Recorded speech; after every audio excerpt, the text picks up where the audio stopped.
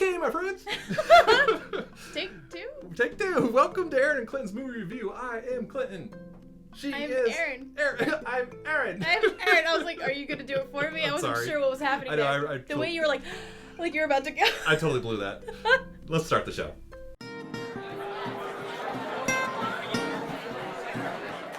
Okay. All right, we are back. Today's review is going to be on the trilogy of Back to the Future 1, 2, and 3. That's what trilogy means. And the reason is because it's the 35th anniversary. Mm-hmm. They just had the 35 years. 35 years since those movies. So, you want to feel old? It was 35 years ago those came out. I now feel old. Did you watch it when you were a kid? Probably. So it's not going to be a long review because it's just kind of clumping all three movies together and no need to do them separately. Plus, Back to the Future is one of those things where like everybody knows about already, so there's not much that people don't know about. But yeah, I think Erin found a couple cool little tidbits that I didn't know about. I thought was pretty interesting. Factoids, when did the movies come out? Let's see. So the first one came out in 1985. The second one, part 2, came out in came out in 1989. So just 4 years later.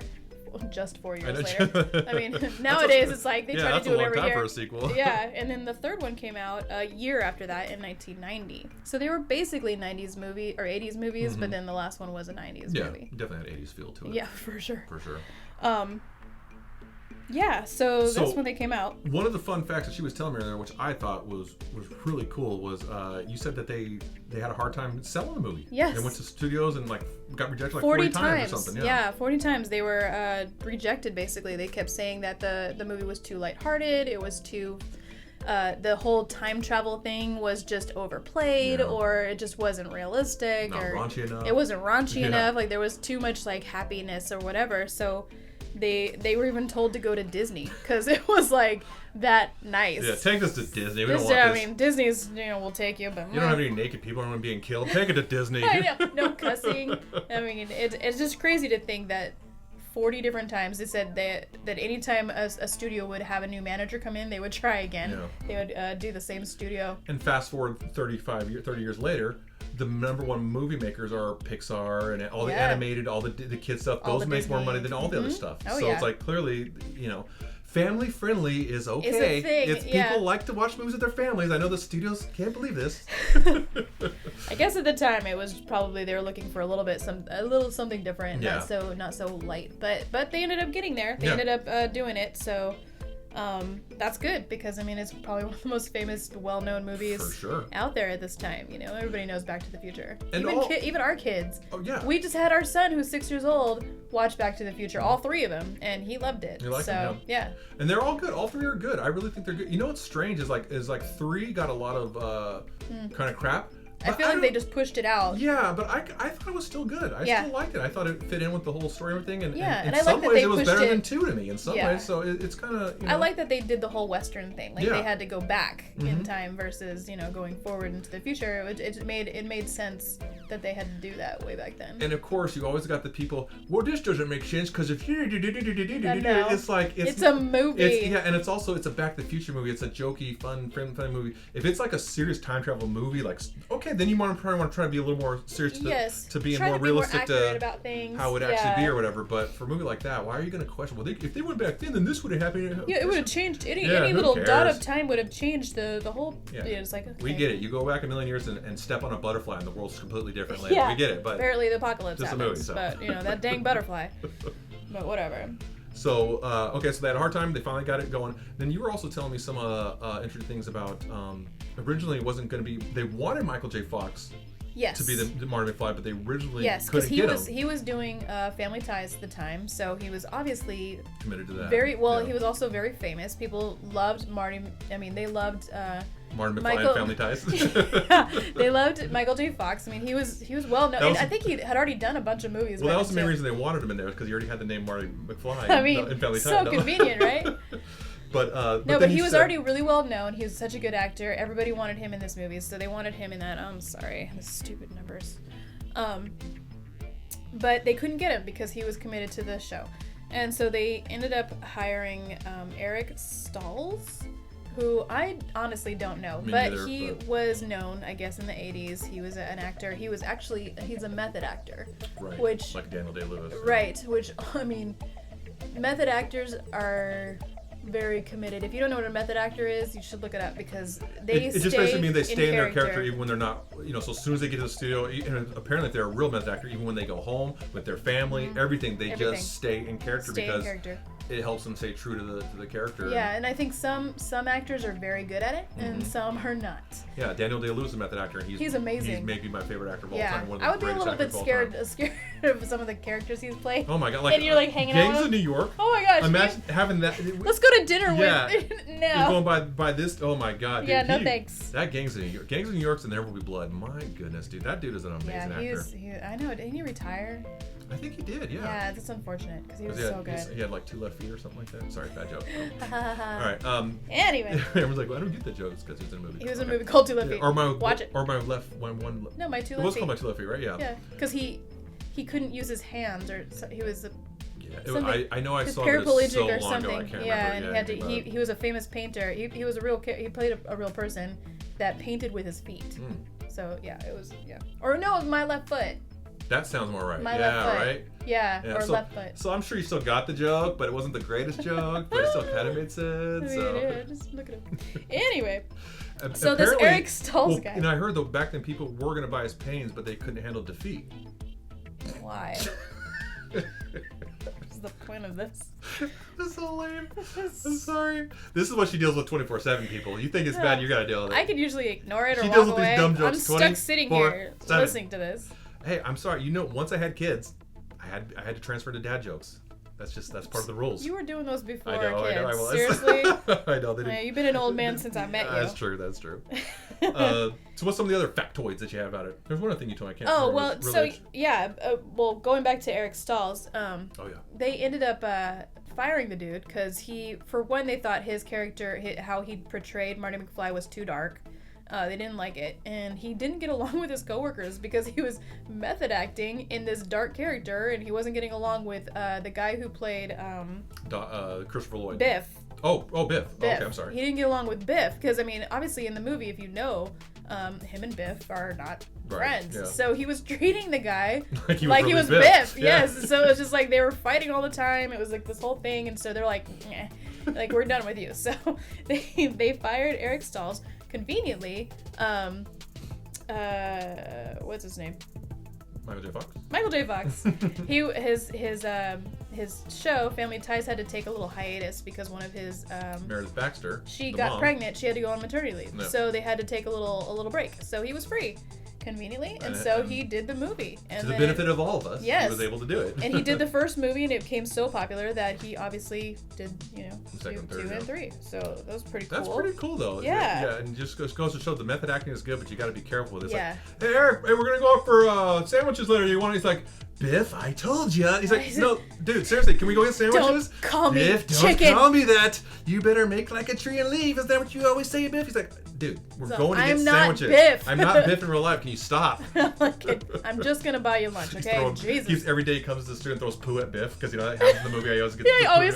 Isn't that a funny thing? That is one thing. I love every movie. Every movie somehow Biff crashes into a horse manure and then piles all over him. All over his new car, all over his whatever, his new and of course he's always got to do the stupid make like a tree and get out of here. And leave. Yeah, it's like you don't even get the right thing you're saying. But between all three, the first one was clearly the most popular. The most popular was the best one. Well, yeah. Just like Rocky. I know you'll disagree with that, and a lot of people disagree with me. They think Rocky 3, Rocky 4, Rocky 5. The first Rocky was the best. I don't care what anyone says. It was the best one. But anyways, the first Rocky was the best. I edit these later. I'm the one that's going to edit this out. I'm going to put a big blur over you the whole time. It's all You sound like Charlie Brown's teacher the whole episode. You're like, hey, what's going on that's here? not nice. But so I did like how they had those consistencies where they had the same jokes through movies here and there and stuff like that. Yeah, they kind of tied it all together. And of course, Doc, Christopher Lloyd. I love his just crazy looks and his crazy Einstein hair. I can't imagine anyone playing that role better than he did. No, I just can't imagine. He did such. Yeah. I mean, it's almost like I don't know if you think Michael J. Fox, the story, all that stuff was good. I don't know if it would have got as popular as it was without him. No, he was definitely a key. He was such a key part of that movie that just. I don't know, everything wrapped around him, his character, his craziness, it's like, I love how he's always so crazy, and the one time when Marty's actually mom comes into where they've got the car, the DeLorean hidden and everything, he's back in time, so he doesn't obviously know, he knows, Marty knows it's his mom. His mom obviously doesn't know that's his son from the future or whatever, but she's in there and she kind of likes whatever, and then Doc's in there, you know, he's kind of like just listening to them, and when she kind of makes a little like it's obvious she likes him, you kind of yeah, his face like, and the way he does it's like, oh. He's like, oh my god, that's your mom, this dude. is awkward, you know. Just like, that's your mom. Normally his character's all over the place. That time you're just sort of like, you know, okay, this is weird. But I like how they did that because then they tied it in at the third movie where they were in the barn and they covered up the DeLorean, and then the girl who liked Doc comes in, and then Marty's standing on the car. And then she starts to flirt with Doc, and Marty's like, what? I forgot about like he does the exact same thing, and then he like starts kind of like, you know, hey, she's into you. Yeah, it was like the same, like they kind of switched places because of the. And I don't know why this just popped in my head because about the first movie, one of the things that I really like too is that first scene when he's turning all those volumes up, and you find it's just this one big speaker from him. And he just hits it. All you hear is this like, back. Yeah. You're like, oh my god, and that's everything gonna be so loud. Yeah. Whoop, and just keep getting louder. You're like, oh my god. It's like being a guitar. I'm a guitar player, so to me, I was like, oh my god. To have I wouldn't stand right in front of it like that. Yeah, that's crazy. But to have a speaker that's like, oh my gosh, I'd be like, just like, I'm a god. You know, it's like that'd be so cool. That was really funny. That was funny. So. Definitely great movies. Definitely. Oh, yeah. Obviously. There's so many scenes, so many things we could talk about. Classic scenes in there, yeah. So good, and how they tie a lot of things together. I think that was really amazing. How they really try to make it where every character has their own thing. The only thing is like I think I read about the girlfriend that Marty had. I can't remember her name in here, but.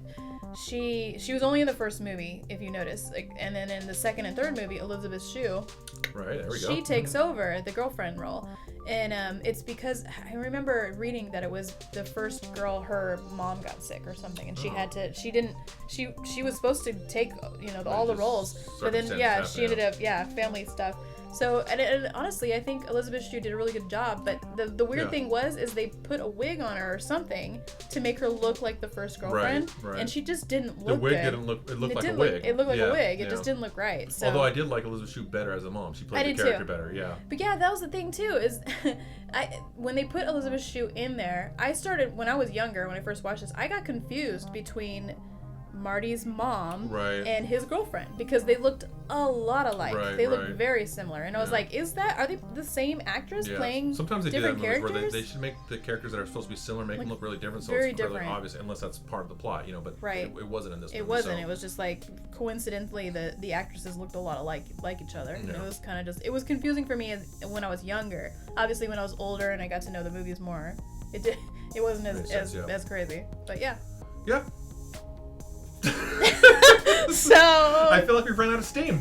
So I think so let's see, how about this? Okay, let's rate them. Okay. So the first one I'm gonna give a 4.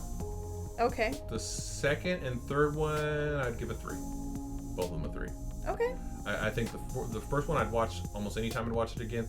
And quick side note, thing I want to bring. I did like also in the movie how the young kids had, when he went back, they had the scooters with the little handles on it. Yeah. And he just ripped the handle off and started skateboarding on it. Yeah, and they're like, what? And it's like, wait a minute, you know what? That's really all skateboard was. It's like, who thought of a skateboard? They just thought of what was already here, but just took the top part off. Off. Yeah, so you just have to balance on your own. It's like that's really where whoever invented the skateboard probably got the idea from that, just taking that part off. Yeah.